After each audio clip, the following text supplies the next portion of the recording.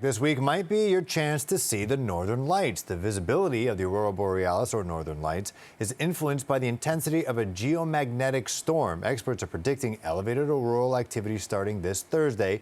This heightened activity suggests vibrant and dynamic light displays will be observable all across Canada. For more on this, we are joined by CTV News science and technology specialist Dan Riskin. Thanks for joining us here at CB24 Live at noon. So, how do we know in advance that we will be seeing the northern lights, and why are these predictions so vague?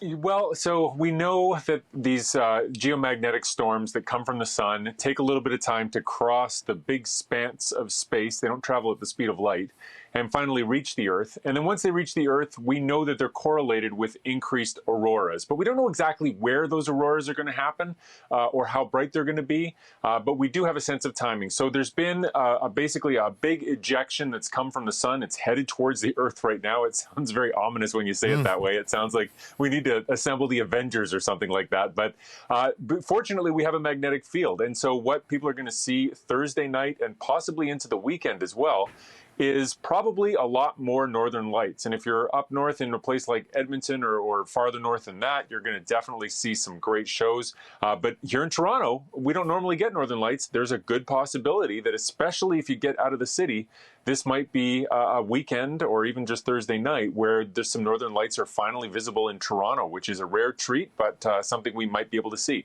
That's awesome. Good for people to know as well, if they're tuning in, knowing that it's not an alien invasion. Thanos isn't here to take us all out, wipe out, half of life in the universe. So for those who don't know, you kind of mentioned it. What causes the northern lights? Yeah, northern lights are a bunch of particles that have been ejected from the sun, and if we lived on Mars, they would kill us all. I mean, there are a bunch of other things that would kill us about living on Mars, so it would be the least of our worries.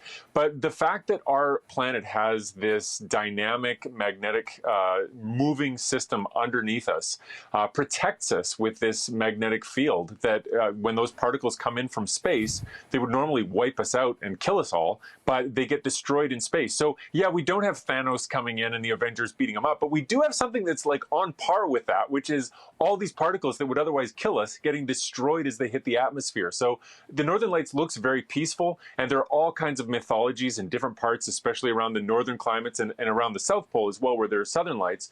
A lot of different sort of stories about what they might be, but the scientific story about them being these particles from the sun that are trying to kill us, that we're being protected from Mother Earth is almost just as good as the made-up stories. Yeah, I could already see the comic book strip now. All right, well, okay, some people have been saying that these northern lights might be a sign of the internet apocalypse. What is that?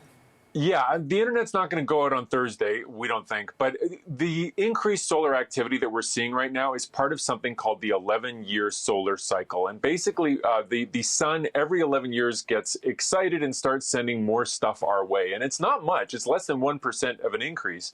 But it's enough to give us more northern lights. And when it's a lot of activity, we can get a big, huge disruption to our electromagnetic field, which can cause electronics to go haywire. So anywhere you have a big, long cable with a bunch of electricity going through it, a big hit from the sun can cause that to go haywire. And so people are warning that we have so many more electronics and so many more systems in place for our internet than we did 11 years ago, that if there were a big storm this year, it could, if it took out a cable going underneath the Atlantic, for example, it could disrupt internet and knock out service or make it so that we can't contact the UK for a little while or something like that. So it's something that people are warning about and watching for, but it's not a prediction at this stage. It's just sort of a vague warning.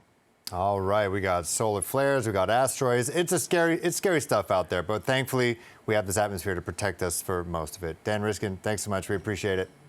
Thank you.